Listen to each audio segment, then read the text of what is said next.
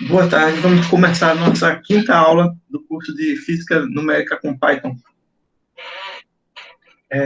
Vocês lembram um pouquinho da aula passada? Nós começamos a discutir como se faz a representação do movimento usando o computador. Como é que faz o estudo da cinemática. Basicamente, você tem uma função que descreve como é a posição do nosso móvel, do nosso objeto, em função do tempo, e a gente faz o gráfico dessa função colocando alguns valores da posição e alguns valores específicos do tempo, certo? A gente viu que não consegue desenhar uma função contínua, mas você pode fazer um conjunto discreto de pontos que representa bem aquela função contínua. Então, na aula de hoje, nós queremos dar continuidade mais ou menos a essa ideia. Nós vamos continuar no capítulo 4, tratando do movimento em uma dimensão, só que agora com uma abordagem um pouquinho diferente, tentando relacionar esse movimento aí com a dinâmica, com a equação que descreve por que o movimento tem aquela forma específica, aquela trajetória, que é o que a gente chama de dinâmica, né? Para fazer isso, a gente vai ver qual é a relação entre a cinemática e a dinâmica. Então, a ideia básica é a seguinte: nós queremos fazer integração das chamadas equações de movimento, que aqui na nossa linguagem, essa equação de movimento são as leis que vão dizer como é que aquele movimento deve acontecer. É a lei da dinâmica. Então, lendo aqui das nossas transparências, a cinemática, ou seja, a trajetória, ela pode ser obtida a partir de um modelo para a dinâmica do sistema. A dinâmica vai dizer como é que são as forças em função das variáveis importantes aí do sistema, da velocidade, da posição, etc. Por exemplo, vamos ficar num caso concreto aqui, simples, para a gente começar entendendo essa história. Imagine que você tem um movimento de um corpo que tem uma massa constante. E a força, nessa situação, vamos supor que é um movimento unidimensional, certo? Esse corpo só se move ao longo de um eixo aí no espaço. A força está relacionada com a aceleração através da segunda lei de Newton. Essa equação que está escrita aqui, se vocês conseguirem ver meu mouse, é clarinho, mas a gente tem uma equação que diz que a força resultante sobre o corpo é igual a massa vezes a aceleração. Se a massa for constante, quem varia aqui vai ser a aceleração. E aí eu estou supondo que essa força ela pode ser descrita como alguma função que pode depender aí da posição, da velocidade e do tempo, eventualmente. Bom, isso aqui acaba criando uma equação diferencial, certo? Porque se a gente lembrar que a aceleração é a segunda derivada da posição, eu posso trocar o A aqui por x dois pontos. Lembrando que o pontinho significa derivada com respeito ao tempo. Então, x dois pontos é a segunda derivada do x, com respeito ao tempo. A aceleração é a segunda taxa de variação da posição. Então, eu posso passar a massa aqui para o outro lado, ou imaginar que isso aqui vai me dar uma equação diferencial de segunda ordem. O que é essa equação diferencial? Bom, é uma equação me dizendo qual é o valor da derivada da função em função das variáveis de interesse. Aí, no nosso caso, tipicamente para os problemas de mecânica, eu estou dizendo que a segunda derivada da posição, que é a aceleração, é uma função conhecida de x, dx dt, que é a velocidade, e talvez do tempo, certo?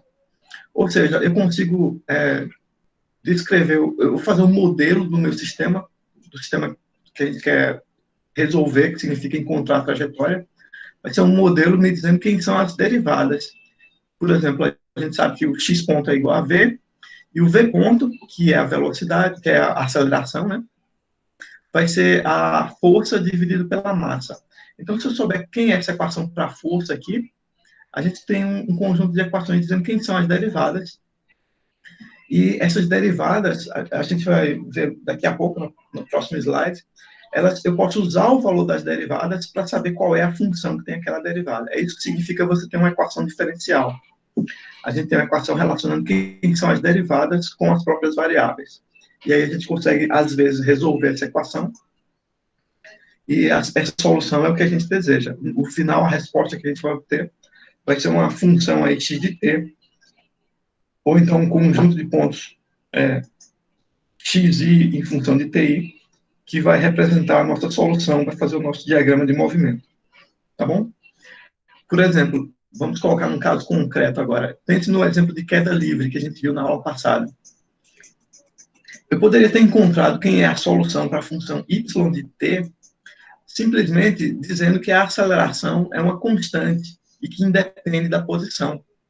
Então, se eu fizer isso, por exemplo, digamos, a igual a menos g, certo? O meu modelo aqui do sistema poderia ser só essa lei aqui, que a aceleração é igual a menos g, que é o valor da aceleração local da gravidade. A partir dessa equação aqui, eu posso integrar essa equação no tempo e obter as outras variáveis que são do nosso interesse. Por exemplo, imagine que eu faço uma integral aqui dos dois lados dessa igualdade. Aí eu estou escrevendo a integral da aceleração é igual a menos g, onde esse g é uma constante. Quando eu fizer a integral da aceleração, a integral de uma constante aqui vai dar uma constante multiplicada pela função que tem crescimento linear. Então, o resultado dessa integral da aceleração é a velocidade, e o resultado da integral da constante g aqui vai dar a constante multiplicada pelo t, que é isso que acontece quando você faz a integral no tempo de uma constante. Então, a gente acaba obtendo que a velocidade vai ser igual a uma constante aqui, que eu não sei qual é, mas uma constante, multiplicada por menos, subtraída de gt, certo? Esse é o resultado da integração. E aí, se a gente tomar o t igual a zero, aí a gente vai poder identificar essa constante que apareceu como sendo igual ao valor inicial da velocidade, que no nosso exemplo anterior era igual a zero, por isso que ela não tinha aparecido antes. E eu posso continuar nesse processo aqui, eu posso fazer novamente a integral dessa função, e se eu fizer a integral da velocidade aqui do lado esquerdo da equação, a integral da velocidade dá a posição. E vai aparecer uma nova constante que a gente vai identificar como sendo a posição inicial, que é esse y0. E a integral dessa função aqui, menos g vezes t vezes o v0, na parte do v0 vai aparecer um t multiplicando quando você integra. E na parte que tinha o g vezes t, a integral da função linear no tempo aqui vai dar uma parábola, né? A integral de t vai dar t2 sobre 2. Esse termo esse apareceu aqui multiplicando o g. Então, eu posso dizer que a nossa solução aqui do y nada mais é do que a segunda integral dessa função aqui. Se a função for constante, ela é fácil de integrar, a gente sabe fazer a integral, aprendeu no curso de cálculo, e esse problema fica muito fácil, a gente consegue descrever facilmente o comportamento do movimento. Agora, vejam que interessante. Para poder resolver esse problema, eu só precisei saber quem era a lei que me dizia qual é a força exercida sobre o objeto como função da posição. Nesse problema aqui, a lei de força é o seguinte, a força é constante, menos g, aliás, menos mg, né? A força, eu cancelei a massa desaparece aqui na força. Mas a aceleração é constante, menos g, e a partir disso eu consigo deduzir a velocidade e a posição, simplesmente integrando o problema. Nem sempre essa função aqui vai ser uma constante, pode ser uma função um pouco mais complicada.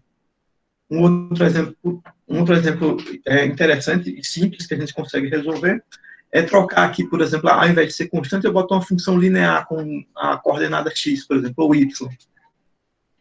E aí a gente tem essa nova lei aqui. Se você integrar essa lei, a integral do x aqui não vai ser x ao quadrado, porque eu não estou fazendo a integral na variável x. A minha variável de integração é o tempo, certo? Então, não é tão óbvio assim, tem que tomar cuidado para fazer a integral corretamente. Quando a gente vai fazer essa integral aqui, eu tenho que passar as coisas que dependem do x para um lado e as que dependem de t para o outro lado, fazer as integrais separadas, e a solução, no final desse problema, vai ter essa forma aqui. Ainda é possível resolver analiticamente, mas é um pouco mais sutil, certo? A gente aprende a fazer isso no curso de EDO, ou no curso de mecânica aí da graduação em física, do bacharelado em física. Mas vocês podem imaginar o seguinte, ora, se com funções tão simples quanto uma função linear, a solução já sai complicada, assim, que você pode precisar de cosseno, seno ou exponenciais do lado de cá, imagine se eu botar uma função complicada aqui na minha lei da força. Rapidamente esse negócio não vai ter solução. Ou então vai ter uma equação na solução tão complicada que a gente não consegue interpretar e saber o que é que essa solução significa. Eu posso ter uma função aqui tão grande que olhando para a cara da função, você não sabe como é o comportamento dela. Ou então pode ser que nem tenha uma forma fechada para o x de t, e aí a gente tem que fazer a solução numérica. Então, a história é essa, certo?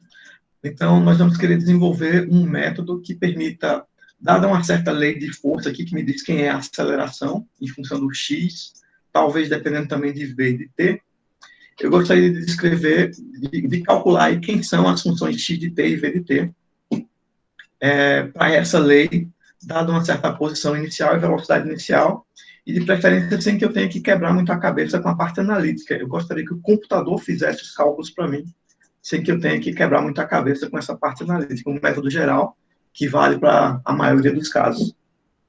Certo?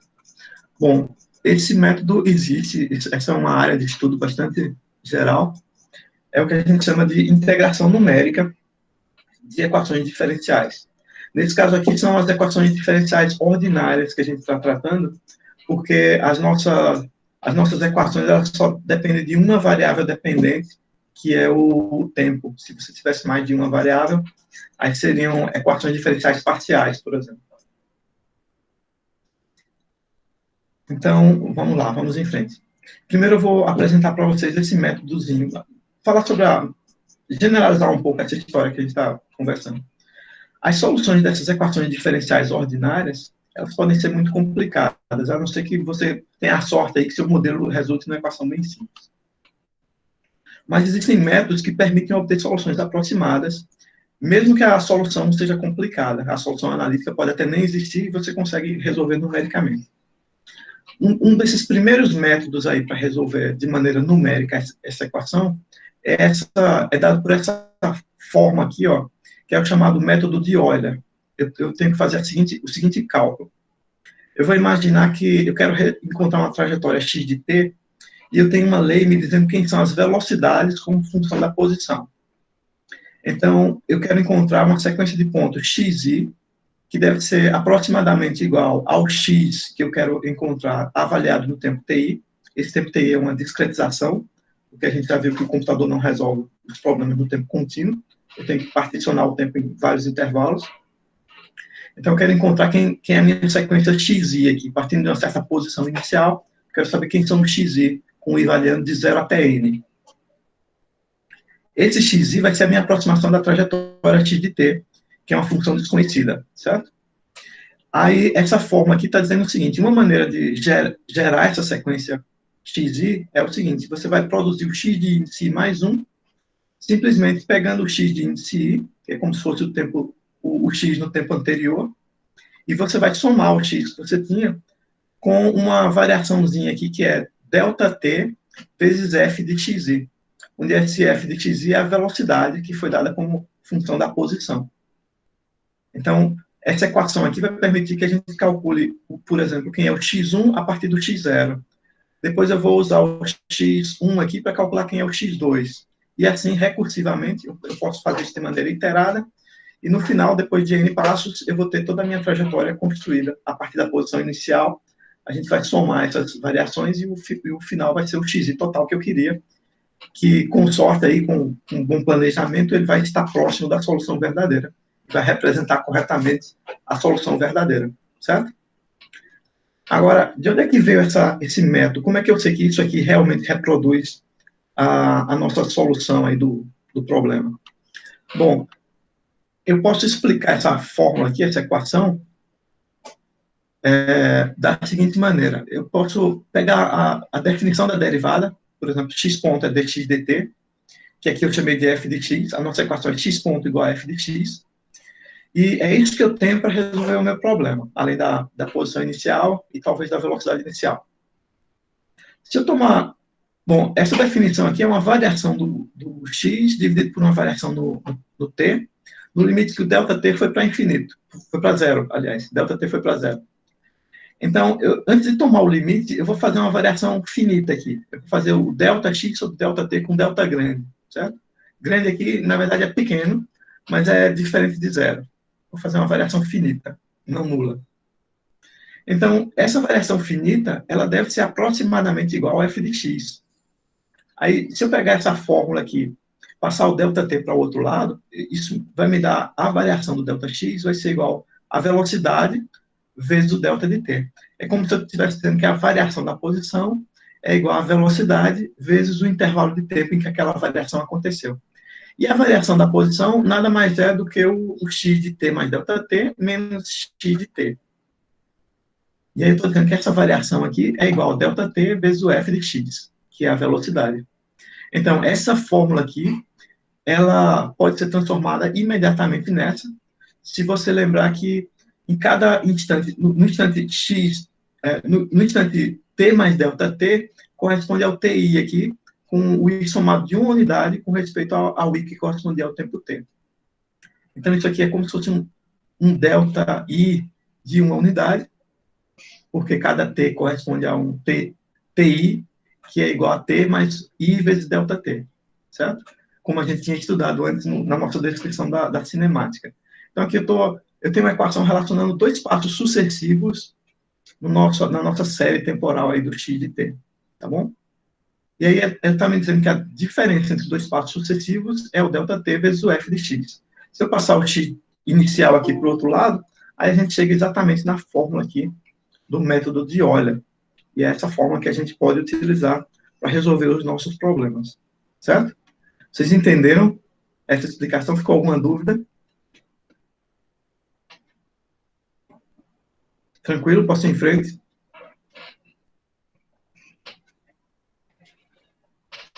Ok, vamos em frente então. Ninguém se manifestou.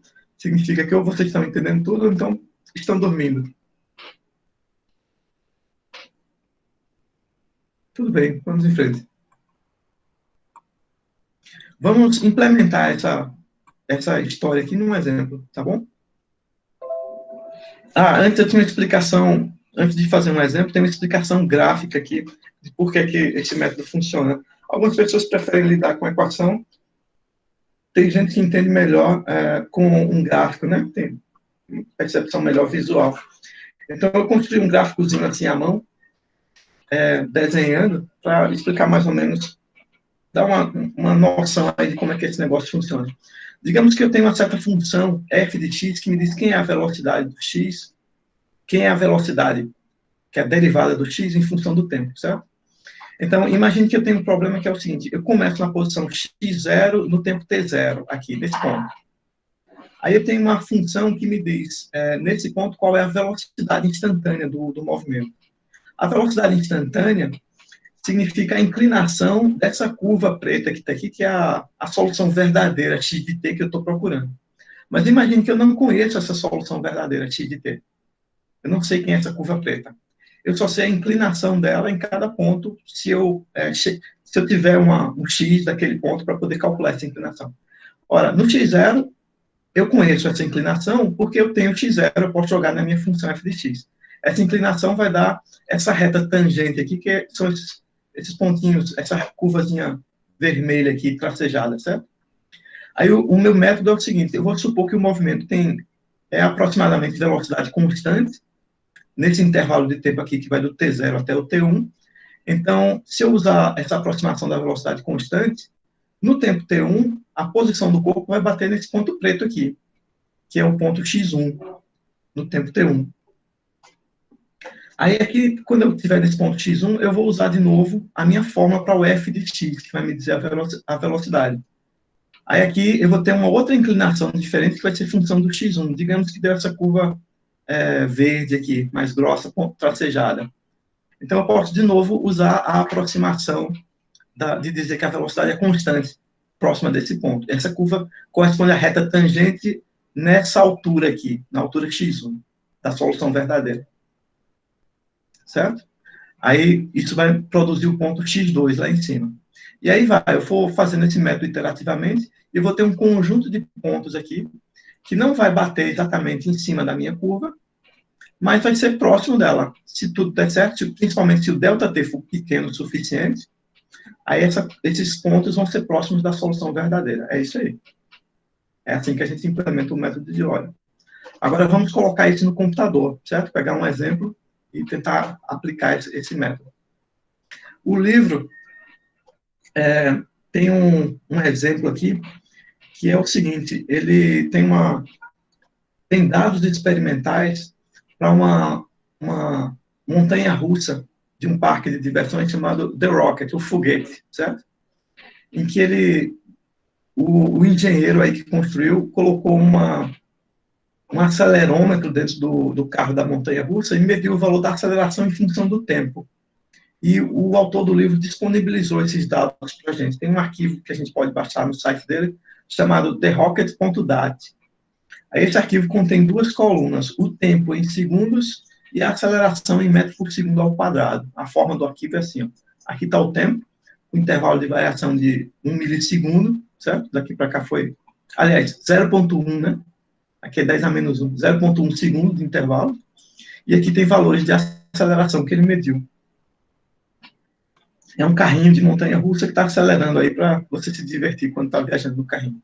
Aqui estão os gráficos da aceleração em função do tempo que está contida nesse arquivo. A gente pode baixar o arquivo e implementar o programa aí que vai calcular a trajetória. Então, a gente só tem tempo e aceleração. Aqui está a forma da aceleração. Olha, chega uma aceleração a aceleração vai crescendo nos instantes iniciais, até passar aqui de 10, tem mais de 10 metros por segundo ao quadrado. Depois ela cresce mais devagar e começa a diminuir até ficar negativa. Veja, o zero está aqui, a aceleração ficou negativa, significa que o carrinho está freando. E depois ela volta para zero novamente, um tempo mais longo. Aqui tem um zoom mostrando os primeiros pontos aí. A separação dos pontos ficou 0,2 aqui embaixo. Então, o nosso objetivo é o seguinte, uma das coisas que a gente pode fazer para testar a nossa teoria é o seguinte, eu posso pegar esses pontos aqui da aceleração e, a partir deles, reconstruir quem é a velocidade e quem é a posição do carrinho de montanha-russa em função do tempo, certo? Aí, como é que vai ficar essa implementação? Bom, a gente primeiro tem que baixar o arquivo rocket.dat. Eu abri o site aqui, a gente passou o endereço desse site da vez passada. Esse endereço aqui que a gente já passou em uma aula. Aí tem um arquivo aqui, cadê? Rocket. Está na ordem alfabética. TR. Cadê? Não está mais? Ah, therocket.dat, está aqui. Eu vou clicar com o botão direito do mouse e botar salvar como.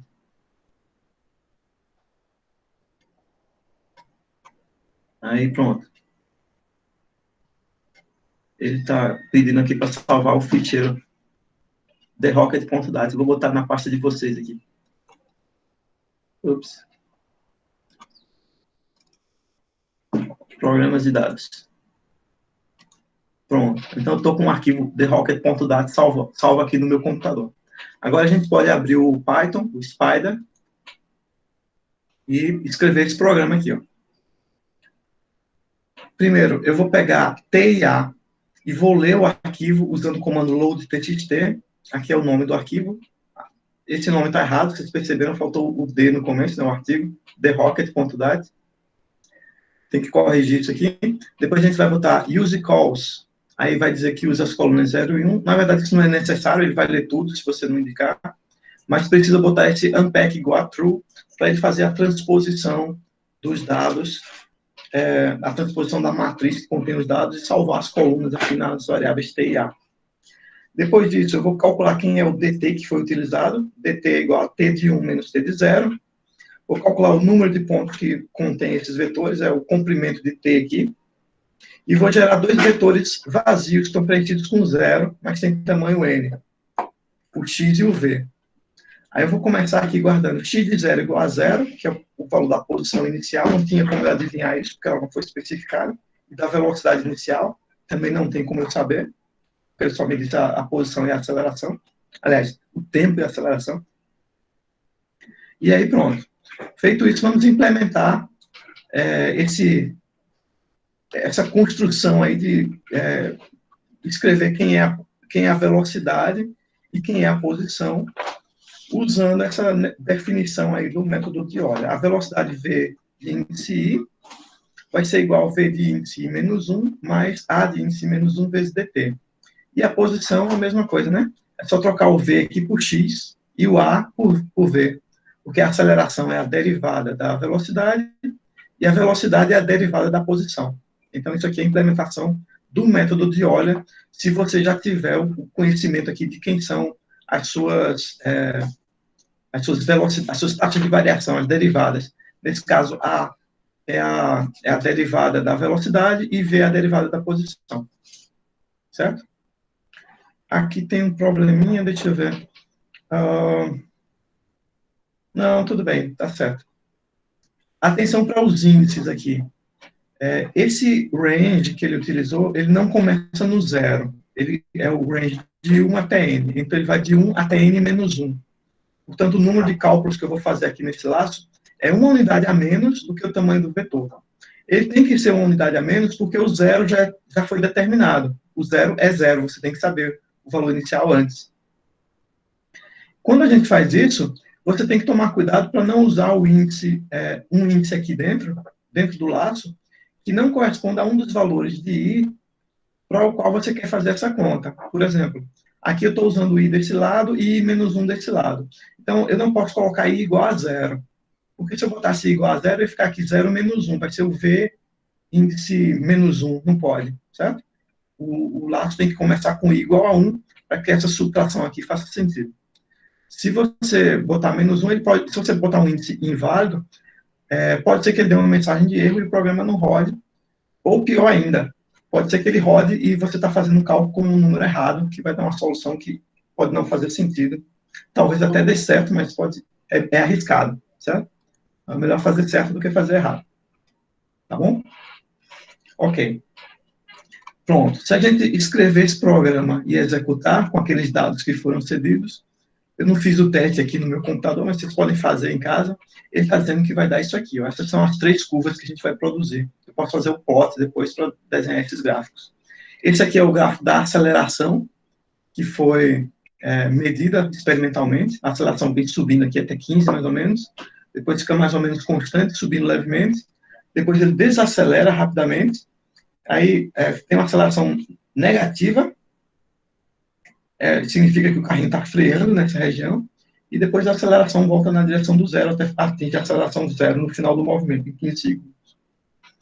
Quando a gente integra essa equação usando esse método aqui, ele vai fazer também o cálculo da velocidade. Aí, essa é a velocidade em função do tempo. Ele começou aqui na velocidade zero, aí a velocidade sobe aqui nesse trecho, mais ou menos como se fosse um movimento uniformemente não é uniformemente acelerado, é um movimento com aceleração variando, certo? Então, a velocidade é uma parábola aqui subindo, com a aceleração subindo uma velocidade, subindo uma taxa constante. Depois tem uma região aqui que é um movimento uniformemente acelerado.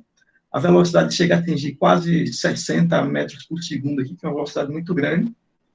Depois a velocidade passa por um valor máximo, e aí quando a aceleração é negativa nessa região, a velocidade começa a diminuir, e ela vem diminuindo aqui, até o final do passeio. Até os 15 segundos, a velocidade estava diminuindo lentamente. Até chegar em zero aqui de aceleração, ela fica constante. E, por sua vez, com o gráfico da velocidade, a gente consegue construir também o gráfico da posição. A posição vai fazer esse movimento aqui.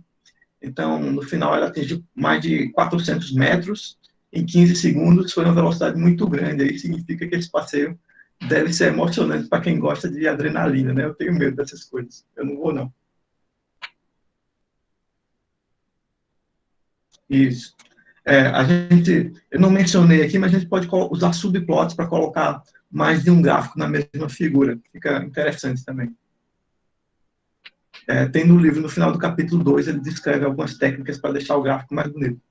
Uma delas é usar o subplot para colocar vários gráficos aqui. Você pode, inclusive, compartilhar o eixo. Nesse caso aqui, o tempo é igual para todo mundo, não precisa repetir as legendas aqui e os ticks. Dá para compartilhar o eixo também. Certo? Então, eu acho que vocês conseguem fazer isso aqui. Deve ser muito complicado. A gente já discutiu como é que faz. Então, a gente consegue, a partir da aceleração, descrever o movimento inteiro. Ok. Agora, isso não é exatamente o que eu tinha conversado sobre resolver a equação diferencial. No certo sentido, isso aqui corresponde ao método de Euler, mais ou menos, mas aqui eu estou supondo que a minha função A e V são funções do tempo já conhecidas. Aí a gente já tem o acesso a esse A e V como uma função do tempo, por isso eu tenho o vetor com as coordenadas A e V. Algumas perguntas aqui do chat. Daniela está dizendo, eu não sei. E Rodrigo está dizendo que é semelhante ao que se faz no MATLAB. Bom, Daniele, eu não sei, significa que a gente precisa rever as aulas, conversar mais um pouquinho, né? Eu expliquei tudo direitinho aqui. Tem que tentar, tem que praticar. A gente pode tentar reproduzir esse comportamento. É só seguir os passos direitinho aqui e a gente pode tentar fazer. Quando não der certo, aí você pergunta a alguém, pode voltar aqui e me perguntar, mostrar o programa, a gente vê se está funcionando ou não. Se vocês quiserem, eu posso também implementar isso aqui, mas é direto, eu acho que não vai ter nenhum problema. Quase todo mundo deve conseguir na primeira tentativa. E Rodrigo está perguntando se é semelhante ao que se faz no MATLAB. Eu não sei o que você faz no MATLAB, Rodrigo. Mas pode ser. Isso aqui é parecido com o MATLAB, sim. Como eu mencionei, esse livro que a gente está usando, ele é uma adaptação para o Python de um outro livro que os autores escreveram primeiro, que usava MATLAB, certo? Por que que eles resolveram usar MATLAB e nós não vamos usar MATLAB? Resolveram não usar mais o MATLAB? Porque o MATLAB é pago e quase toda a funcionalidade dele você consegue com o Python também por um preço bem menor, né? O Python é de graça. Então, a gente não vai usar MATLAB, mas a funcionalidade é bem parecida. Inclusive, eu copiei aqui o exemplo do livro e tem uns probleminhas aí na hora de fazer a transcrição e a correção. Eles usaram algumas coisas aqui com sintaxe de MATLAB, que eu alterei. Por exemplo, eu tinha uma função length aqui que não existe, tem que cortar o GHT. Aqui tem, por exemplo, isso aqui é parêntese, ele usou colchete, e tinha um ponto e vírgula depois de cada comando. O Python admite que você use ponto e vírgula, mas não é necessário. No MATLAB, se você não colocar o ponto e vírgula, ele escreve o valor na tela durante a computação. No Python, não. Então, tem essa sutileza aí. Eles traduziram o próprio livro e tem uns errinhos durante a tradução. É, isso mesmo. O X-Label aqui, não é bom utilizar esse colchete, não. Eu prefiro parênteses, certo? Todo mundo usa parênteses. Menos os autores aqui, eles resolveram usar colchete. É X em metro. A unidade aqui deve ser colocada em parênteses. Tá bom? Ok. Então, exercício para vocês fazerem. Vamos executar esse programa e ver se a gente consegue desenhar esses gráficos aqui. Se você não quiser, não precisa usar o subplot, mas fica mais bonitinho, tá bom? Eu não vou voltar para esse assunto. Não precisa ser com subplot, pode fazer os gráficos separados. Depende aí do seu capricho. Tá, vamos em frente. Eu quero fazer um problema mais interessante hoje. Vamos voltar para o caso em que eu conheço a aceleração não como uma função do tempo, mas pode ser uma função da posição, que é isso que a gente trata mais nos problemas de dinâmica. Isso é o que acontece quando a gente vai ver problemas de força. Então, por exemplo, no próximo capítulo, no capítulo 5, a gente vai estudar forças em uma dimensão, e aí essas leis de força a gente vai aprender a construir esses modelos saber quem é a força em função da posição, e a gente vai poder chegar em problemas desse tipo aqui. Agora, como eu apresentei o método de integração, falei do método de Euler, eu acho que é interessante ver quais são os tipos de problemas que a gente vai abordar no futuro, certo?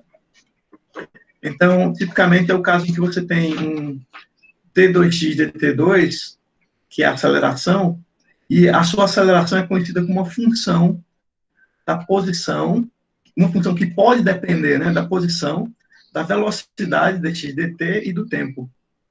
E, além disso, você tem que saber, para poder resolver essa equação aqui, que a gente chama de problema de valor inicial, lá no curso de EDO, você tem que saber a velocidade inicial no tempo t0 e a posição inicial no tempo t0, que aqui eu vou chamar de v0 e x0, são os valores iniciais, para você poder utilizar aquela noção de derivada e sair calculando a partir das variações ao redor, ao iniciar na posição inicial, calcular as variações para conhecer a trajetória, tá bom? Então, esse procedimento que a gente viu na parte anterior era o método de Euler. Se eu tiver essa equação de segunda ordem, que tem segunda derivada, eu preciso meio que aplicar o método de Euler duas vezes aí. Só que pode ser que eu não conheça quem é a velocidade. E no primeiro passo, o problema é o seguinte, no primeiro passo eu só sei a aceleração, não sei quem é a velocidade.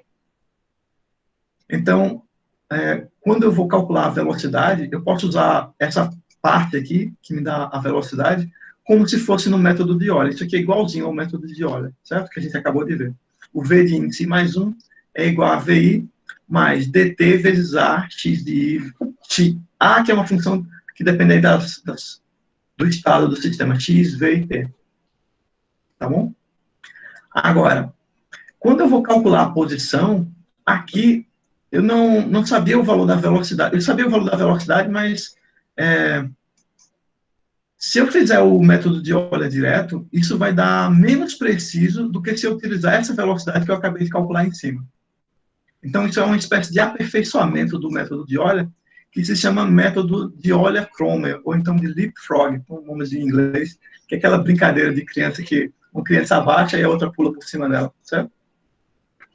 É interessante essa história aqui pelo seguinte, vou contar uma história para vocês. Quando eu era estudante, muitas décadas atrás, eu peguei um problema desse de integração de equações e tentei resolver usando o método de Euler. Era um problema que tinha derivadas de segunda ordem, como esse aqui, uma força que era função da posição. Aí eu tentei implementar o método de Euler. Só que eu fiz dessa maneira aqui. Esse não é o método de Euler exatamente. Esse é o método de Euler-Kromer. A diferença é o seguinte: esse valor da velocidade que você acabou de calcular, ele é utilizado aqui embaixo para calcular a posição. No método de Euler tradicional, você tinha que usar a velocidade VI aqui, ao invés de VI mais 1. E aí o meu programa, num certo sentido, ele estava errado, porque eu me propus a calcular com o método de Euler, mas, na verdade, ele estava melhor do que o programa certo, porque o método de Euler-Kromer é mais preciso. Esse valor da velocidade no futuro aqui, no cálculo do x, ele é uma estimativa melhor para a velocidade média do movimento nessa posição. Então, nesse caso aí, foi um erro que foi um acerto, certo? É só uma curiosidade. O método de Euler-Kromer, geralmente, ele é melhor do que o método de Euler. Ele é um método de segunda ordem. É mais preciso.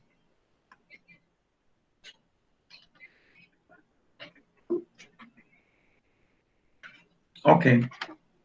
Então, proposta. O livro tem, além desse exercício aí, que a gente viu o livro fazer agora do movimento do carrinho de montanha-russa, a gente pode também adiantar um pouquinho dos nossos planos que vão seguir no capítulo 5, que é usar uma lei de força aqui diferente daquela constante. Por exemplo, aquela lei de força que produziu aquela solução complicada lá da massa presa numa mola. Então, nesse caso, a minha função força aqui, que poderia depender de x, v, t, i, etc., ela é uma função apenas da posição x. É um problema de movimento unidimensional, certo? Tem uma massa presa numa mola, mas ela só pode se mover na direção x. E aí esse x aqui, ele mede a compressão da mola. Quer dizer que em x igual a zero, a mola não está comprimida. Eu coloco no ponto onde a força é zero, a força líquida é zero, eu boto o x igual a zero no meu sistema de referência. Então isso aqui é chamada lei de Hooke, para a força exercida por uma mola com uma certa compressão x. E esse sinal menos aqui significa que a força é restauradora. Ou seja, quando o x é positivo, a força é negativa, ela traz de volta para o zero. Quando o x é negativo, o sinal de menos encontra com esse menos aqui, a força fica positiva. Então, ela empurra de volta para o zero quando o x é negativo, certo? Como é que a gente resolve esse problema utilizando o método aqui de Euler-Kromer? Eu posso resolver da seguinte maneira. Vamos escrever o probleminha aqui. Ó. Eu vou definir k igual a 2.0, dt 0.01, aí eu vou fazer t, vai ser um arranjo que vai produzir uma sequência de pontos igualmente espaçados com passo dt, de 0 até 40. Você precisa botar 40 mais dt aqui, senão ele não faz o último ponto. Aí eu vou calcular quem é o tamanho desse vetor t que foi gerado, certo? O tamanho do array t. E vou iniciar o x e o v com zeros de tamanho n, que a gente vai preencher agora. Aí eu vou definir uma função aqui, que é o meu a de x. O a de x deve ser a aceleração. A aceleração aqui deveria ser a força dividida pela massa. A massa não apareceu, significa que eu estou supondo que a massa que está pendurada na mola é igual a 1. Posso pensar assim. botar m igual a 1, ela não aparece na equação, só ficou o k. Aí agora eu vou colocar as condições iniciais no nosso vetor de zeros aqui. Eu vou fazer o x de 0 igual a 5 e o v de 0 igual a 0. Fisicamente, isso significa o seguinte: eu vou começar o meu problema largando a mola com velocidade 0 na posição x igual a 5. Não é interessante começar aqui com 0, 0, porque se você largar a massa com distensão 0 e velocidade 0, adivinha o que é que vai acontecer? A massa vai ficar lá parada, não vai ter movimento nenhum. Isso não tem graça. A gente não vai ver nada interessante. Então, eu vou começar esticando a mola até uma posição 5. 5 metros, por causa das unidades que eu estou usando, certo? É uma mola grande. Uma massa de 1 quilo, peso numa mola de constante 2 newtons por metro, 5 metros vai dar uma força enorme. E aí a gente pode testar aqui o que acontece. Ok. Aí agora vem a implementação do método. Para ir variando no intervalo de 1 até n, tem que começar em 1, porque o zero já foi calculado. Aí eu vou fazer o v de i, vai ser igual a v de i menos 1, mais a de x. Veja que agora a aceleração é função da posição. Porque essa função aqui, essa lei, essa função a, aqui depende da variável x. Então, é o a de xi. Aqui, na verdade, deveria ser xi menos 1, né? Isso aqui está errado. Porque se eu botar com o i começando em 1, eu vou estar usando o x1, mas o x1 está vazio, está com 0. Então, vamos corrigir isso aqui. Aqui tem que ser x menos 1. E embaixo, se eu quiser usar o método de Euler-Kromer, aqui devia ser i, porque eu acabei de calcular o VI e é isso que eu quero utilizar aqui embaixo. Esse que está escrito embaixo é o método de Euler normal, que funcionaria também, mas é menos preciso. Então, vamos usar o Euler-Kromer, que é melhor. Vou corrigir, fazer essas duas correções. Fechar aqui um momento para corrigir. Deixa eu mostrar para vocês aqui que eu estou digitando. Aqui é x de índice i menos 1, porque eu não sei o x de índice i ainda, nesse momento. No momento i, eu não sei quem é o xi. E aqui embaixo, eu acabei de calcular a velocidade na linha de cima, eu posso usar a velocidade recém-calculada para calcular o x. Pronto, agora está certo.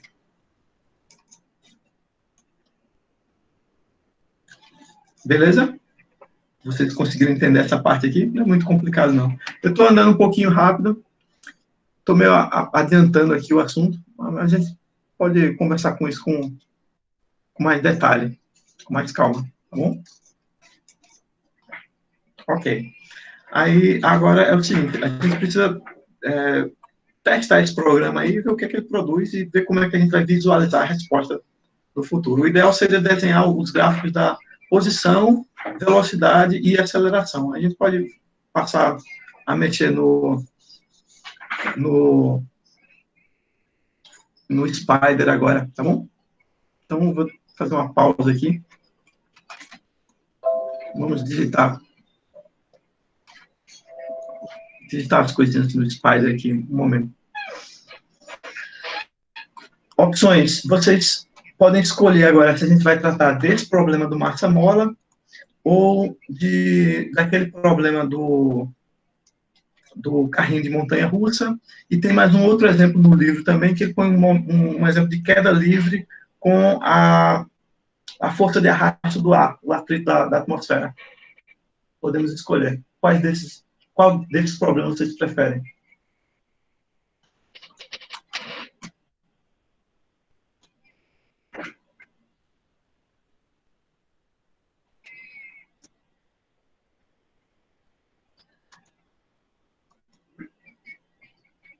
Fazer os três? Certo. Miguel está sendo otimista, ele acha que dá tempo de fazer os três. Vamos fazer. Vamos tentar fazer. Eu vou abrir aqui um arquivo novo. Acho que vocês conseguem ver aí.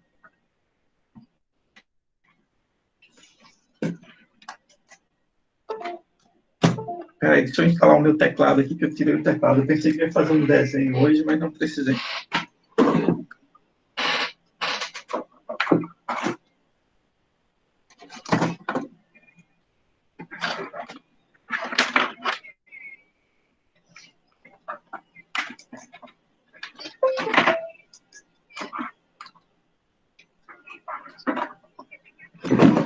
Tá bom. Vamos primeiro fazer o exemplo do Rocket, certo? Da montanha-russa. Então, eu baixei o arquivo no meu computador aqui. Eu vou copiar aquelas linhas do código e depois corrigir se for necessário, procurando aqui o código que ele sugeriu para o The Rocket.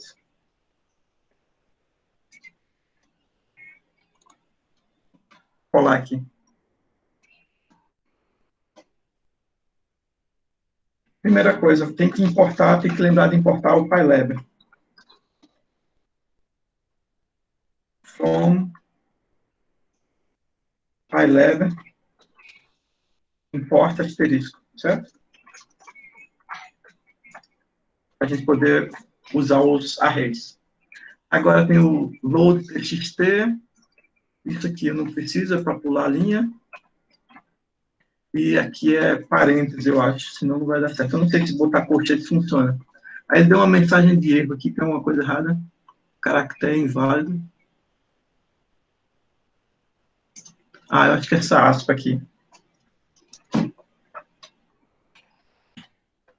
A aspa foi transformada em outro símbolo. Agora deu certo.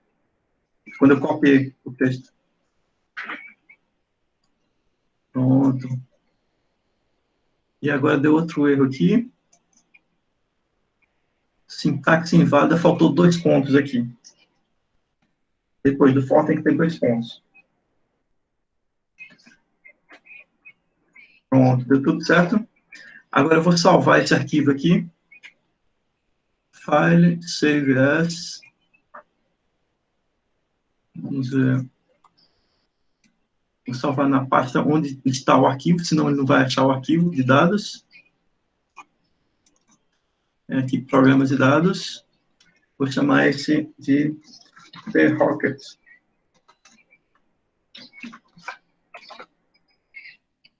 Ponto .py. O ponto .py ele bota automático.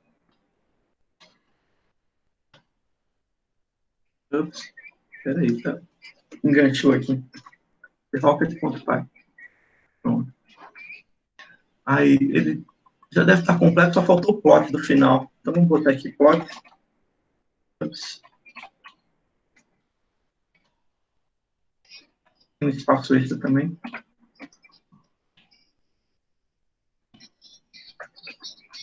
Plot. X.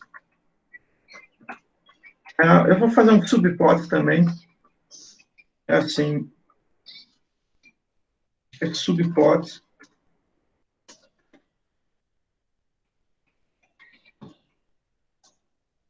Aí você diz o número de linhas e de colunas. Vai ter 3 linhas, uma coluna, e essa é a coluna 1. É o primeiro elemento. Então, plot tx, depois subplot 3, 1, 2, plot tv e subplot pa. Pronto. Acho que é só isso. Às vezes você precisa de um show aqui no final, mas no modo interativo que a gente está usando aqui não vai precisar. Vamos ver se funciona. Teve um erro aqui. Rocket.dat não foi encontrado. É The Rocket.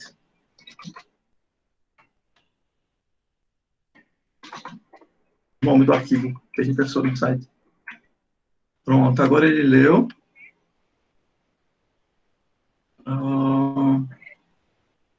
Deu um erro aqui. Argumento ilegal.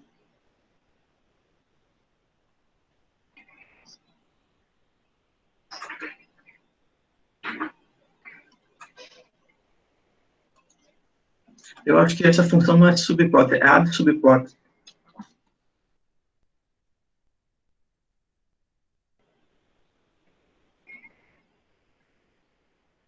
Peraí, eu não lembro. Eu não lembro como é que faz o subplot direito. Ups.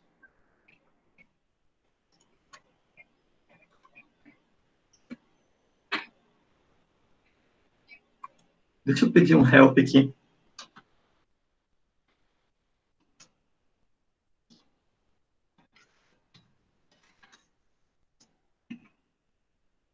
Não vale subplot assim, não é? Alguém lembra como é que faz o subplot? Quem foi que usou? Eu queria fazer numa figura só. Ah, eu botei o plot, tem razão. Add subplot 3, 1, 3. Foi isso que eu errei. Plot PA. Obrigado. Não é add, não. É subplot. Pronto. Pronto, agora deu certo. Vocês estão vendo a figura aí?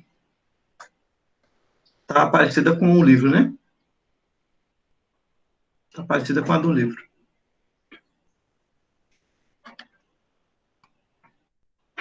Ok. Tem algumas coisinhas para ser melhoradas aqui na estética. A gente pode botar o nome dos eixos, aumentar um pouco o tamanho da fonte e botar todas de uma mesma cor. Ah, todas as linhas aqui podem ser pretas, né? Então, é só chegar aqui no plot e você bota color. Pode botar assim, K, entre aspas. K significa cor preta, certo? Porque como só tem uma curva em cada plot, a gente não vai precisar de mais do que uma cor para não ficar muito espalhafatoso. Pronto, ficou preto aí. Eu gostaria de aumentar um pouquinho o tamanho da fonte, não colocar essas legendas aqui na figura do X e do V. Para remover a legenda, tem um comandozinho, eu acho que é... eu não lembro, quando a gente não lembra, pode procurar no Stack Overflow, no manual. Eu acho que é xtick label visible igual a false.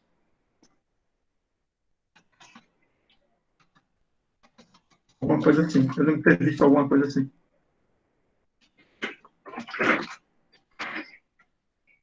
Deixa eu ver se funciona. Não, deu um erro.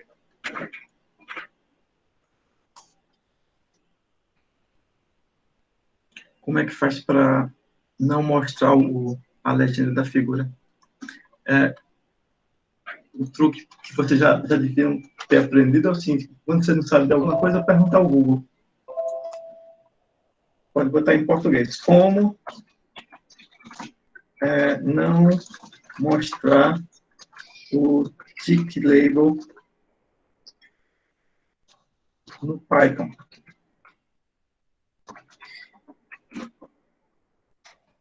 Ele me mostrou o manual aqui. Ocultar valores do eixo no matplotlib. Vamos ver se funciona.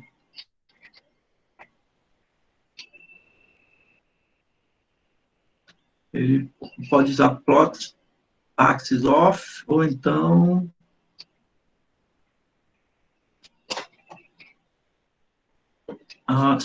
set stick labels, e aí não bota nada aqui.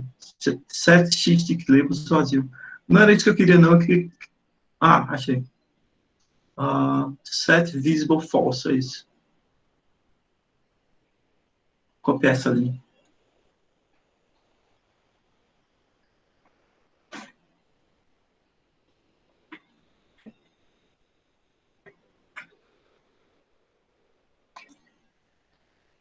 Vou tentar isso aqui.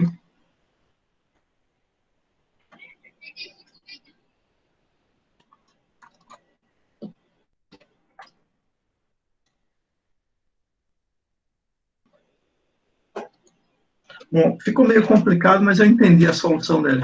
Esse comando aqui é GCA, núcleo do PLT. GCA pega a figura atual. Aí, axis é o nome do gráfico, quando ela aperta o painel. Esse getX-axis vai pegar o eixo X, e no eixo X ele vai fazer set visible igual a false, certo? Então, acaba aqui. É só repetir isso para os outros eixos. Não é a melhor maneira de fazer, talvez, mas eu acho que vai funcionar.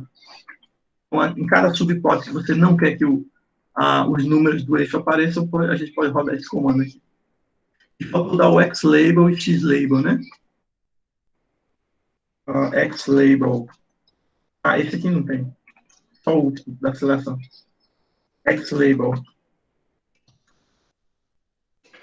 P em segundos. E nesse aqui tem Y-label. Primeiro é X em metros.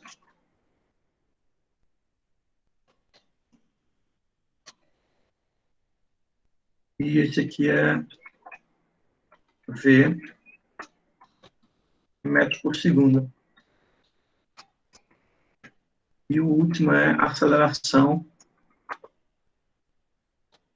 em metro por segundo ao quadrado.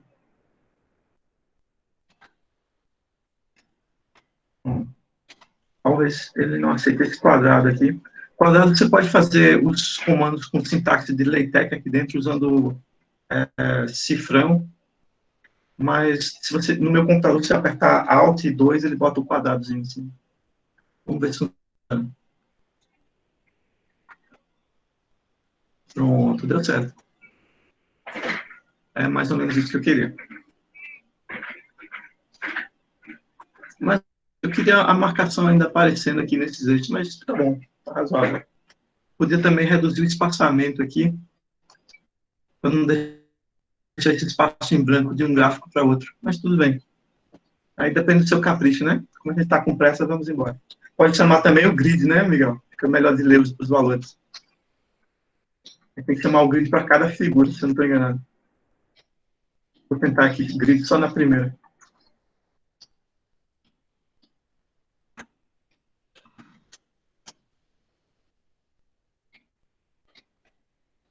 Aí colocou o grid só no eixo X, porque eu apaguei o eixo Y. Só no eixo Y que eu apaguei o eixo X. Eu queria apagar não os ticks, não era esse comando que eu queria apagar só os valores.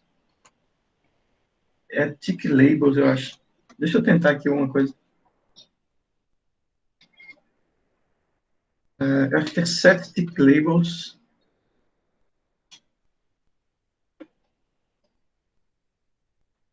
Vamos dar uma olhadinha naquela página de novo. Eu acho que ele pode ter entrado uma solução melhor. X-Ticks Brasil. Eu vou procurar em inglês, sabe? Geralmente em inglês funciona melhor.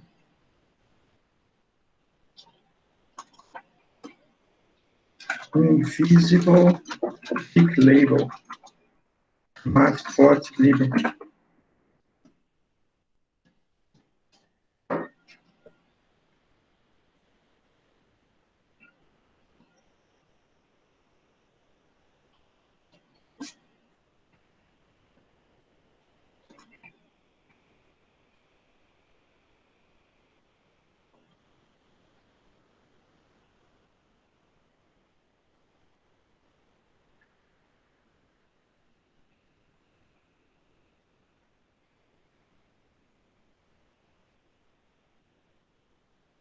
Não gostei de nenhuma solução dessa. Eu vou fazer o seguinte: vamos deixar o tick label presente mesmo, aqui essa linha. Não tem problema não. Depois, quando se vocês quiserem, a gente pode deixar, pode pesquisar como é que elimina os ticks aí. Só o grid nos gráficos. Vai ficar bom.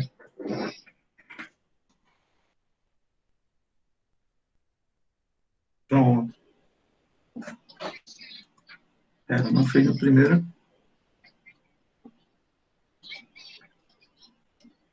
Pronto, tá aí. Ok? Vocês estão vendo bem essa figura?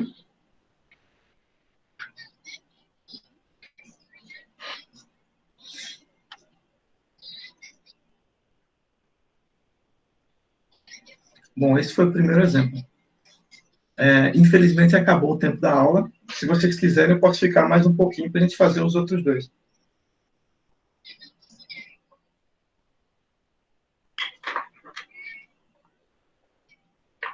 Demora mais de 5 minutos para fazer cada um. Mas eu acho que 5 minutos dá. Vamos fazer mais um?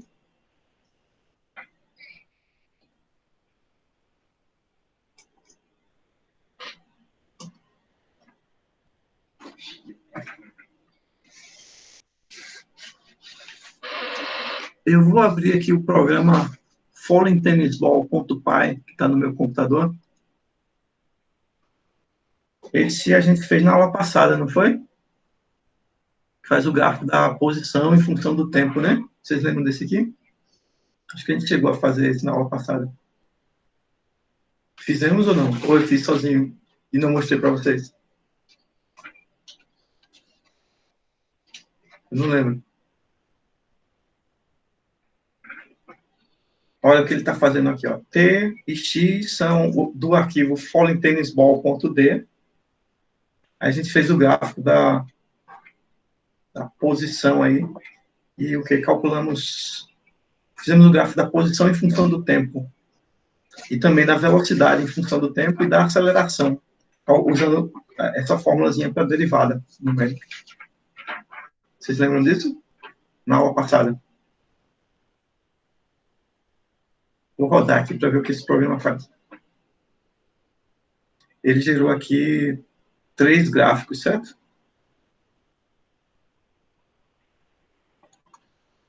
Aliás, gerou 2 painéis, 2 figuras.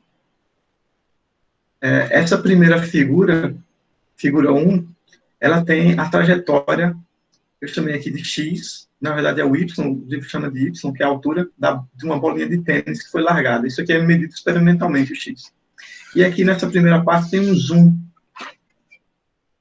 Mas vamos nos concentrar na figura 1 por enquanto. Aqui tem o X em função de tempo no primeiro gráfico. Aí a bola foi largada aqui a 1,6 metros de altura, caiu até a parte de baixo dela tocar o chão, foi comprimida e ela quicou. E deu aí uns três quicadinhas no chão. E aqui está o cálculo da velocidade, que a gente aprendeu a calcular derivadas numéricas, né? Eu posso pegar o x e calcular a derivada dele, fazer o gráfico da velocidade. Quando ela está caindo, a velocidade é negativa, aqui está aumentando em módulo. Aí quica, a velocidade sobe um pulo que fica positiva. Aí você teve um lançamento da bola para cima, depois a velocidade vem diminuindo de novo, e assim vai. Cada kick ela dá um salto de volta para cima. E aqui está o gráfico da aceleração. Não dá para ver nessa escala, porque a escala está muito grande, aqui é quilômetro por segundo ao quadrado. Então, tem algum valor da velocidade aqui embaixo, de repente tem uma aceleração enorme positiva. E cada vez que tem uma quicada, tem uma aceleração enorme para cima. Tá bom? Se eu fizer um zoom só dessa região aqui no começo, vai dar essa curva, eu acho que é a curva azul aqui, que está passando quase por baixo dessas curvas laranja. Isso aqui é o valor experimental, medido experimentalmente da posição dessa curva azul aqui. Não sei se vocês estão vendo, mas tem uma curva azul embaixo da laranja, ela começa a ficar diferente lá no finalzinho. E aqui tem duas curvas também. Tem uma curva azul embaixo da curva laranja, que é a velocidade calculada como a derivada dessa curva de cima. Começou a ficar diferente lá no final. E aqui tem a curva da aceleração. A aceleração no modelo, o laranja é um modelo, e a verdadeira é essa curva azul aqui. A aceleração está diminuindo, ela não é exatamente igual à aceleração constante, certo? Nosso modelo para queda livre é dizer que a aceleração é constante igual à aceleração da gravidade, mas no experimento, o experimento está mostrando que a aceleração não é constante, ela diminui um pouquinho, ao invés de ser 9,8, no final do movimento, aos 0,5 segundos, a aceleração é 9,2 no lugar de ser 9,8. Certo. Então, o nosso modelo está aproximado. É um bom modelo, funciona bem, mas não é exato. Aí, como é que a gente pode corrigir esse modelo aqui? Eu poderia introduzir a resistência do ar, certo? Aí, como é que a gente introduz a resistência do ar? Eu vou fazer com que a minha aceleração não seja constante, ela deve depender da velocidade. Então, ao invés de fazer simplesmente o cálculo da aceleração como sendo a derivada, eu tenho que ter um modelo mais sofisticado, onde a minha aceleração vai ser a soma, a força, né, vai ser a soma de duas forças. Tem a força-peso, que é constante, mg, e tem um termo de força que depende de uma constante d, que é a força de viscosidade do ar, o atrito com ar, que depende da velocidade. É sempre oposta à velocidade. E aí eu tenho que encontrar o valor dessa constante d, tentar determinar um valor da constante d que satisfaça o modelo, certo? Aí, como é que a gente implementa isso? Na segunda parte aqui do programa, eu fiz o nosso modelo aqui, eu tinha a integral, a função x do modelo, v do modelo e a do modelo. O v e o a são calculados aqui com uma derivada da função analítica conhecida para o modelo de queda livre sem atrito. Agora eu quero trocar esse modelo para um modelo mais sofisticado, onde ao invés de especificar o valor da aceleração, supor que a aceleração é igual a g, a gente vai construir um modelo para a força que atua sobre a bola, e a força resultante é a soma de duas forças. Tem uma força que é a força peso, que é constante, igual a mg, e tem uma força de atrito de viscosidade com A, que é proporcional à velocidade. E a constante de proporcionalidade é uma constante D, que precisa ser determinada. Eu não sei qual é o valor do D. Aí a gente tem que encontrar um D que se adeque aos dados observados experimentalmente. Então, o que eu posso fazer é o seguinte, eu vou copiar o início desse programa, que faz a leitura dos dados, e aqui na parte do modelo a gente vai alterar, vai fazer a integração usando o método de Euler-Kromer para determinar o nosso modelo aí, porque eu não consigo resolver essa equação da mesma maneira como eu tinha resolvido aqui para o x. Até deve ser possível, porque parece bem simples, mas eu não quero fazer. Dá muito trabalho. Então, vamos fazer o seguinte, eu vou criar um novo arquivo aqui, eu posso salvar esse ponto não, eu vou botar File, Save As, e aí vai ser Falling Tennis Ball com atrito. Atrito aqui significa viscosidade, certo? Viscosidade com A. Agora eu posso mudar.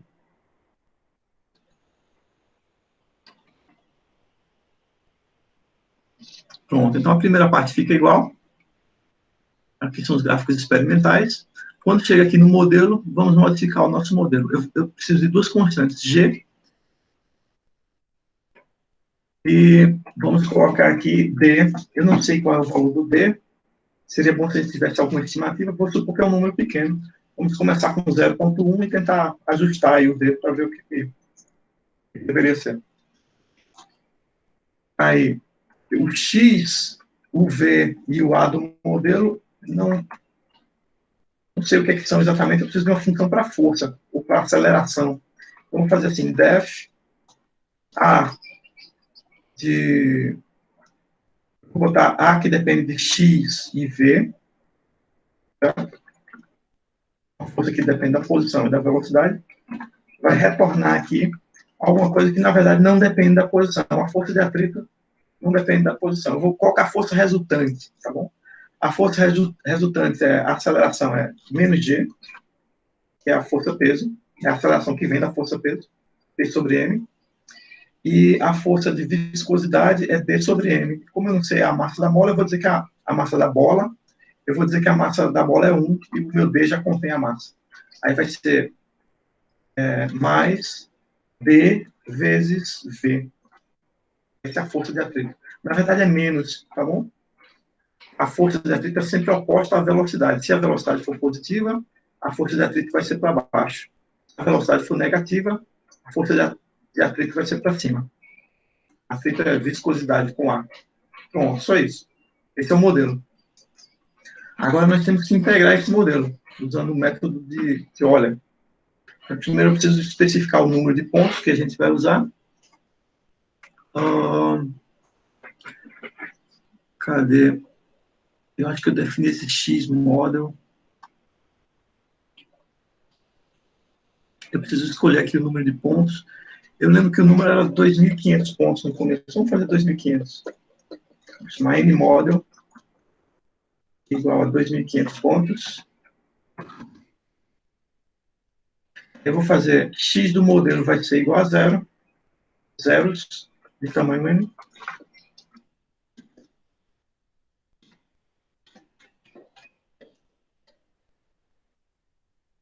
Y do modelo também vai ser 0 de tamanho N.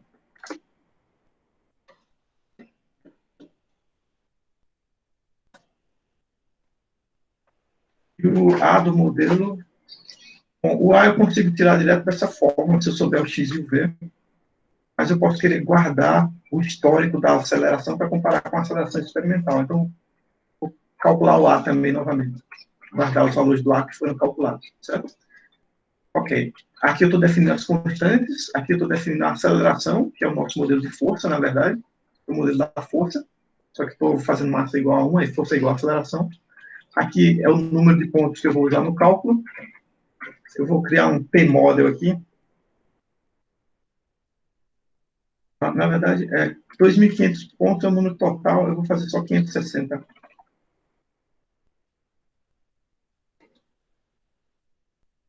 P-model,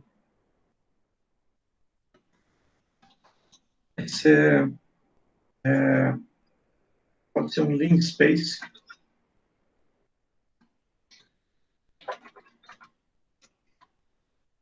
De 0 até 0,56 com N model pontos.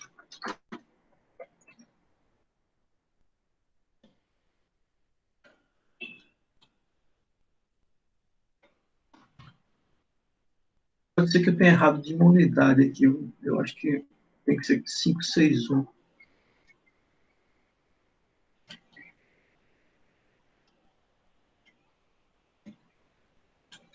Acho que o N tem que ser 561 para dar o número correto. Bom, aí, inicializei os vetores vazios. Eu tenho que colocar aqui as condições iniciais. Aí eu vou perguntar para vocês, para ver se vocês estão entendendo o que eu estou falando, ou se não deu certo. X model deveria ser igual a quanto? Eu sei o valor do X model 0, a condição inicial do X, para a bola de tênis que está caindo. Quanto é? E o Y model 0.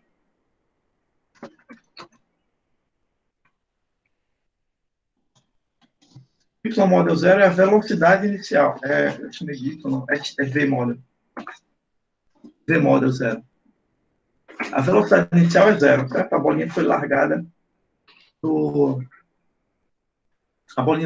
com velocidade 0. O X model 0, que é a altura inicial, vocês lembram quanto é?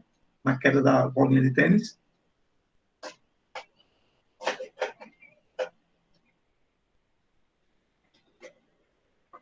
Tem alguém aqui ainda?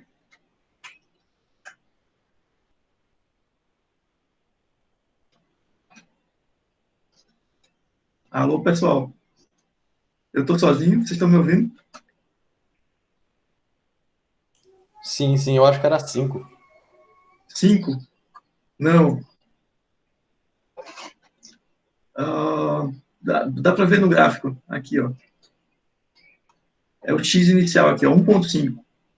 1.6, na verdade. Dá para ler no arquivo, certo?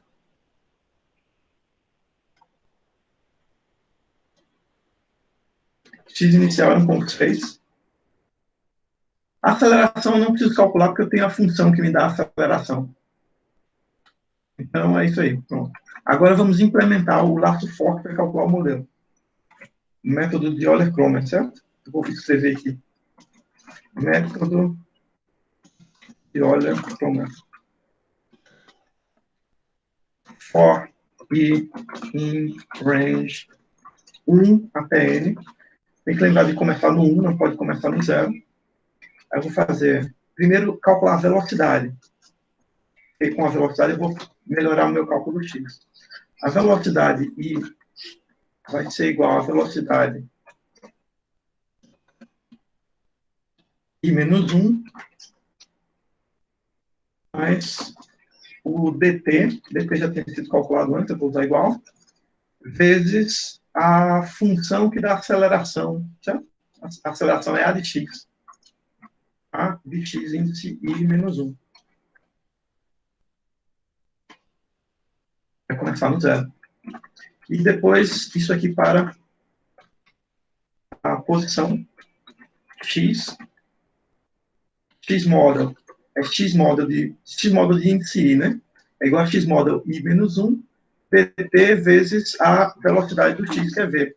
E aqui eu não vou fazer v de x, aliás, preciso especificar x e v, né? A aceleração que depende de x e V. Eu disse que a aceleração é uma função de duas coisas. A minha função A lá em cima depende de x e v. No caso, ela não depende de x, mas poderia depender.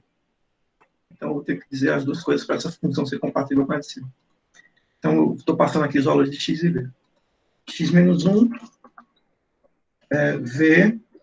E aqui, se fosse método de Euler, eu botaria v de i menos 1. Como é o método de Euler-Stromer, eu vou botar v de i. E aí o cálculo vai ficar mais preciso. Ponto. E agora eu vou guardar também o valor da aceleração. Não precisa, para o método não é necessário, mas eu quero fazer o gráfico para comparar com o experimento. Então, a aceleração de índice i, eu posso fazer usando o cálculo da função a, está calculada precisamente aqui com o x-model, ou com o x e com... Aliás, eu devia ter usado o model aqui, né? Vou fazer a simulação do modelo inteiro. Model.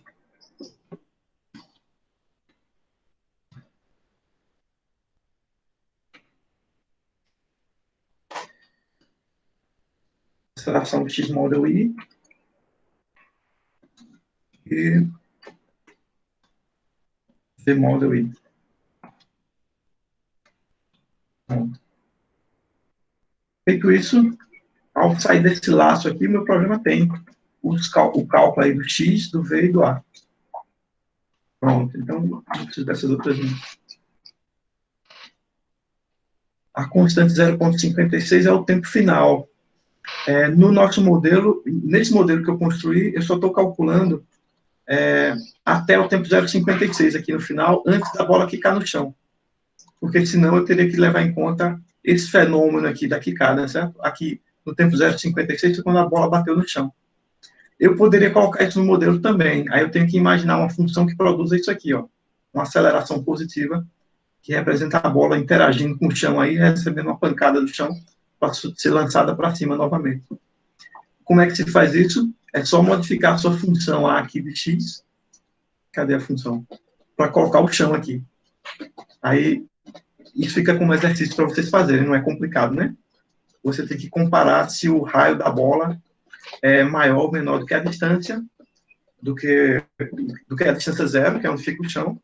E se for menor do que a distância zero, aí você bota uma força extra, que é a força de interação da bola com o chão. Como é que eu sei como é essa força de interação da bola com o chão?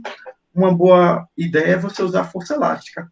Imaginar uma constante de mola, e essa constante de mola vai medir aí a compressão da bola e gerar uma força oposta a essa compressão, menos kx. Aí isso eu vou deixar como exercício para vocês fazerem. Achar o valor da constante K. Esse x aqui é se x menor que o raio da bola.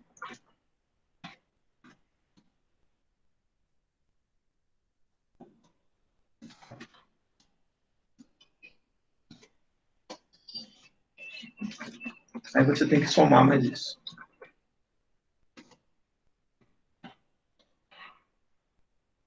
Bom? Mas vamos lá. Eu só vou fazer o modelo até 0,56 segundos, que é antes da bola tocar no chão. Pronto. Então não preciso disso aqui mais. E aqui está o nosso gráfico, comparando o modelo experimental com o modelo...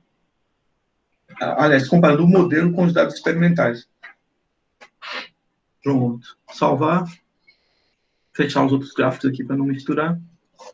E vamos executar isso aqui para ver o que acontece. Tem um erro. O nome N não foi definido. Muito bem.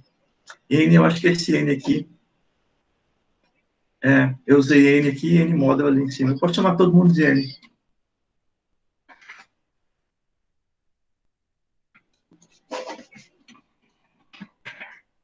Fica mais curto.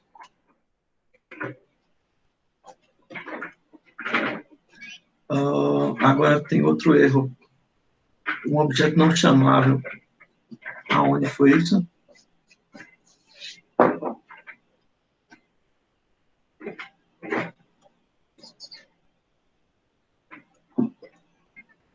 V de x modo aqui. Eu usei um parênteses no lugar de um colchete.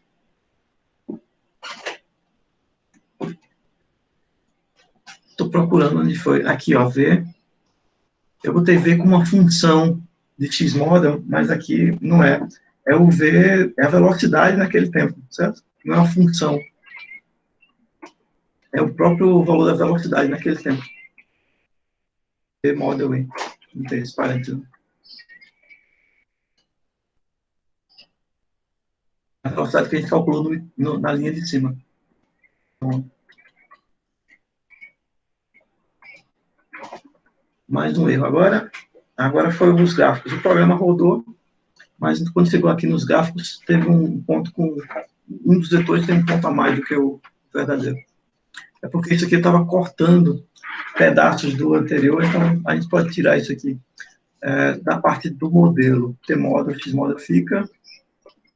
Aqui eu posso fazer só nesse trecho porque é experimental. E T-model fica todo. T-model fica todo.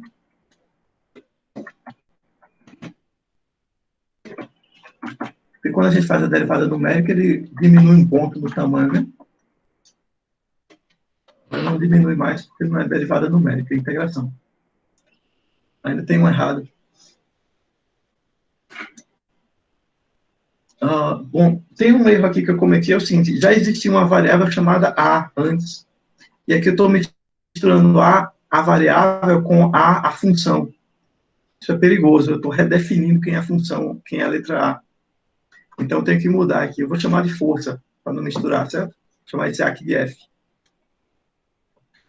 Veja, tem uma variável chamada A, que era a aceleração calculada com os dados experimentais. Aí eu defini uma função chamada A, não é bom. Vou chamar isso aqui de F. E aqui eu tenho que dividir pela massa, mas aí a massa é 1, eu não divido.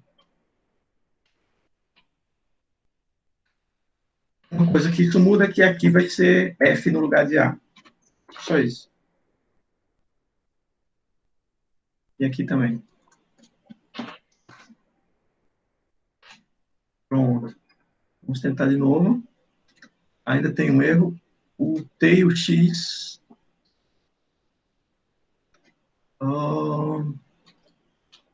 aqui tem que ser T0 até 561 e A de 0 a 561. Aqui está certo. Está certo. De model a model. Acho que o resto está certo.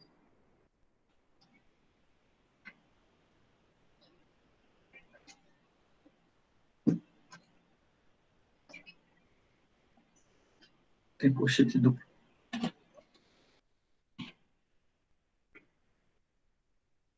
Pronto, rodou. Gerou uma figura aqui. Ó. Eita, várias figuras. Vou fechar tudo.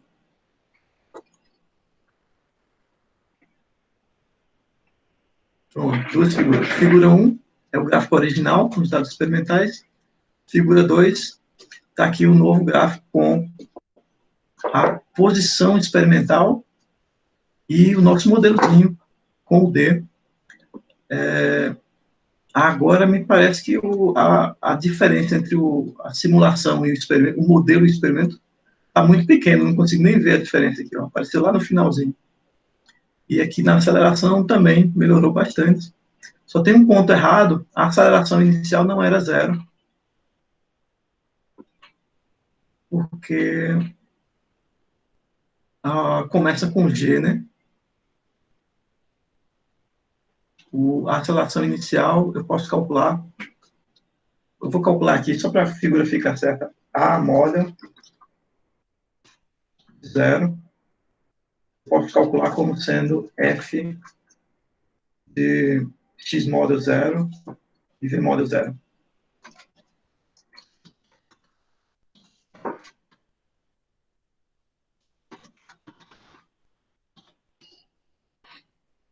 Pronto. A figura. Pronto, tá aí. Ok. Então, aqui está o resultado, certo? Antes, a aceleração era constante, menos 9,8. A curva laranja era menos 9,8. E a aceleração verdadeira era essa parábola aqui. Aí, pelo que eu estou vendo, agora a aceleração está aumentando, está diminuindo, né, linearmente. E a minha escolha do parâmetro D foi muito boa, chegou pertinho ali do verdadeiro. O modelo ainda não está perfeito, porque a aceleração de verdade ela cresce como uma parábola, e no meu modelo ela está variando linearmente com a velocidade. A velocidade varia linearmente aqui no começo. Então, se eu botasse uma força de arrasto aí quadrática e reescolhesse o valor da constante D, ia dar muito bom. Eu posso mudar o modelo. Vamos mudar aqui. Ao invés de dizer que a força é inversamente proporcional à velocidade, vamos botar que a força varia com o quadrado da velocidade. Cadê a força? Aqui é o dV vezes V. Ou V elevado ao quadrado. Só que com isso eu tenho que mudar o valor do V, do D, provavelmente. O D original não vai dar certo mais, porque o valor da velocidade ficou diferente. Vamos ver o que acontece. Já melhorou bastante, né? Agora ficou muito ruim. Tem uma força de atrito muito grande. É só diminuir o D. Vamos baixar o D aqui para 0,01.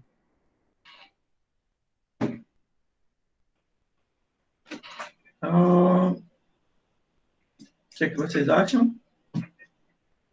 Tem um problema que é o seguinte, V ao quadrado não depende do sinal de V. Eu tinha que fazer alguma coisa que ficasse negativa quando o V é negativo, que é o caso. Então, posso trocar o sinal para mais aqui, ou então usar uma função sin.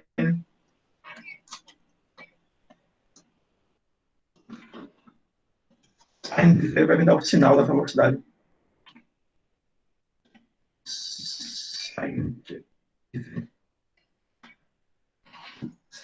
Vamos ver. Isso. Pronto, é só reduzir o D um pouquinho. Acho que um fator de 2 aí vai estar bom. 0,5, né? Eu acho que era aumentar. Reduzir quando devia ter aumentado.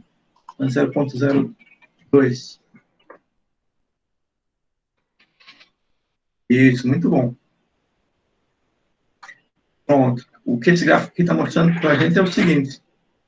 O meu modelo da aceleração da força está quase igual ao verdadeiro, tem a mesma forma do verdadeiro. É um modelo de força quadrática. A força de atrito varia com o quadrado da velocidade. O valor da constante D está um pouquinho diferente do verdadeiro, um pouquinho abaixo. Eu posso aumentar um pouquinho, está 2,5, 2,3 aqui. Vai ficar melhor. E, em consequência de ter esse modelo melhor para aceleração, a trajetória que a gente encontra é muito melhor. Nem dá para ver o erro aqui. Antes a gente via que tinha duas curvas. Agora elas estão batendo em cima da outra. Nessa escala não dá para ver a diferença. Eu preciso dar um zoom aqui e procurar bem para ver que essas curvas não são iguais. Certo? Se eu botar 2,3 aqui, elas vão bater quase em cima. Deve até existir um valor de V na qual a gente não consegue ver a diferença. Tem que aumentar mais um pouquinho. 2,4 aqui. Vou fechar tudo.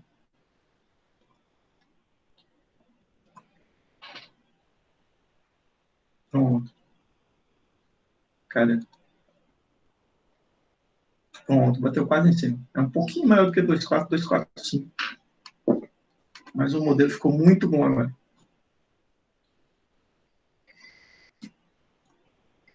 Nessas curvas aqui, praticamente não dá para ver diferença nenhuma entre a posição verdadeira e a posição do modelo. A diferença fica lá na terceira casa decimal.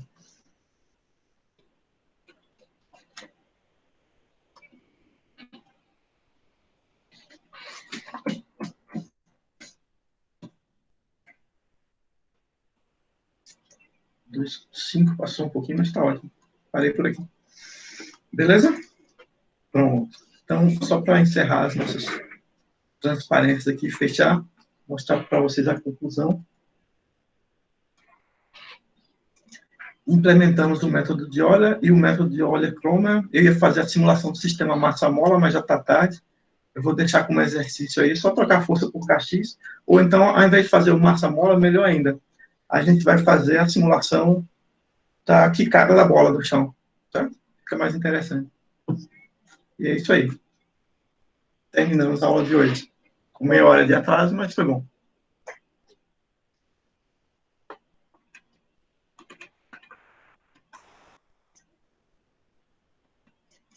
Dúvidas, perguntas, comentários, sugestões?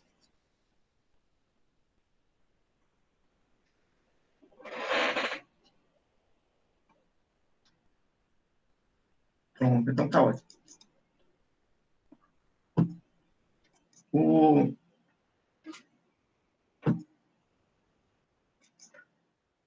Até mais. Até a próxima. Sim, pode colocar o site de novo. Deixa eu escrever aqui no chat.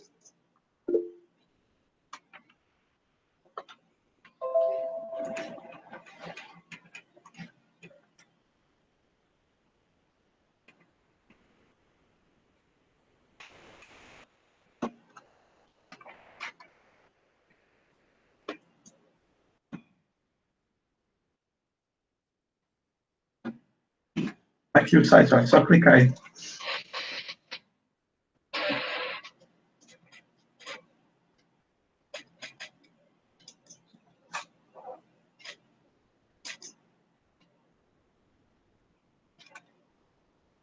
Tchau, até a próxima.